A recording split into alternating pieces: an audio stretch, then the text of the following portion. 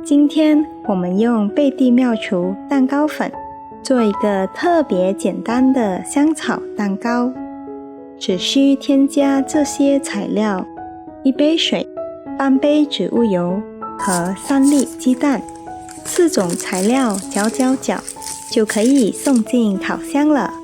做得简单，吃得开心。欢迎回到 Be My Best 频道。提前把烤箱预热到190摄氏度，先将模具刷上1层植物油，底部放烘烤纸，方便取出蛋糕。我使用2个6寸的圆形模具，也可以选择使用2个8寸的圆形模具，或者1个9乘13寸的长形模具。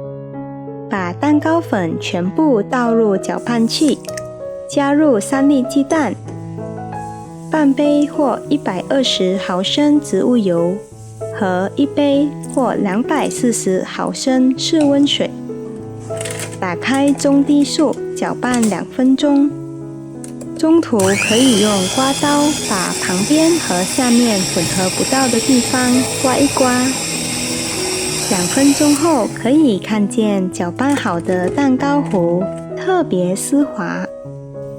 确保底部已经没有颗粒，就可以平均倒入模具里。震一震，去除里面的气泡，放入已经预热了的烤箱，烘烤30到35分钟。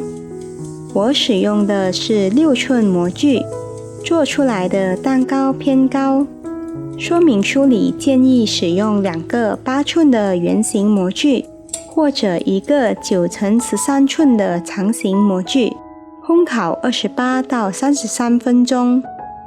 也可以做成24个杯子蛋糕。蛋糕出炉后放在冷却架上，用1支牙签确保蛋糕烤好。取出来的牙签一定要是干净的，进行自然冷却10分钟后才脱模。把蛋糕翻过来时小心烫手。撕掉烘烤纸，放回冷却架上。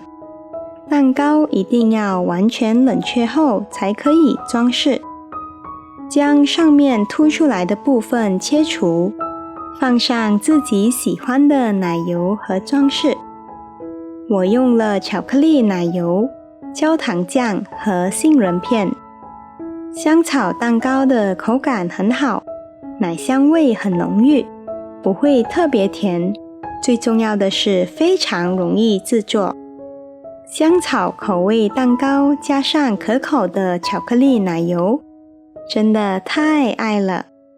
想看更多甜品视频，欢迎点赞订阅。我们下期见。